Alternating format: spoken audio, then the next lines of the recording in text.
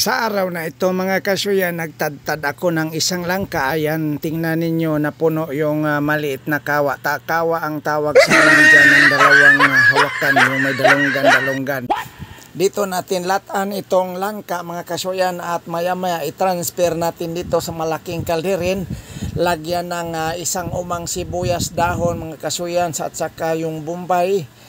Para dito na siya gataan natin, biliburan natin ng magic sarap.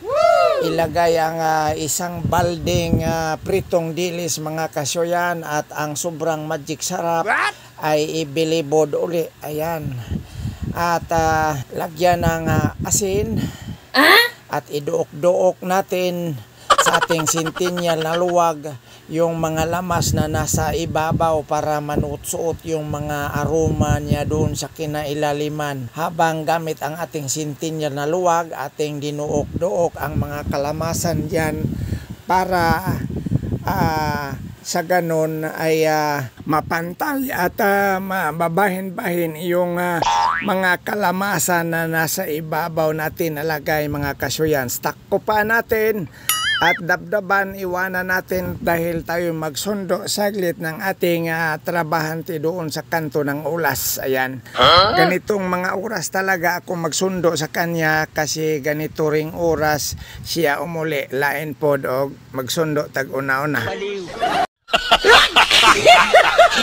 Nala, sige na oy, mauli na mi kay nandito naman siya nakasakay sa tricycle ko. May gagawin pa tayo doon pagdating natin. Wow naman! Ito yung gagawin natin mga kasuyan pagdating natin sa bahay. Isang buong manok, hindi natadtad kasi habol yung mga sundang namin. Ito rang naad-ad ko, loya, sibuyas dahon at saka yung tanglad yung na-prepare mga kasuyans. Ginisa ko ang loya sa kalderin mga kasuyans. Gamit pa rin itong sintinyal nating luwag, ating inukay-ukay, 5 pirasong hiwa ng luya mga kasuyans. What? Pagkatapos natin, pag tayo'y hahawuyin na sa pag-ukay-ukay niyan, ay ihahagbong na natin itong buong manok. Ayan, umuulbo.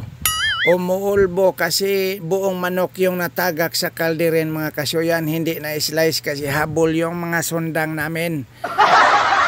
At pagkatapos dyan mga kasuyan, lagyan natin ng isang palangganitang tubig para sabaw, para humok, malata yang malambot yang buong siki na ating binutang dyan. Dalawang balde na at saka may sibuyas na naman. Yes! Isang umang sibuyas, may magic sarap na namang binilibod mga kasuyans. Ayan, nagbukal-bukal na. Ayan, pagkalata niya na tayo ay mag-prepare at magsimula na tayong hahamal. Hanggang dito na lang aking maipakita. Hanggang sa sunod, maraming salamat. Nakachamba ka.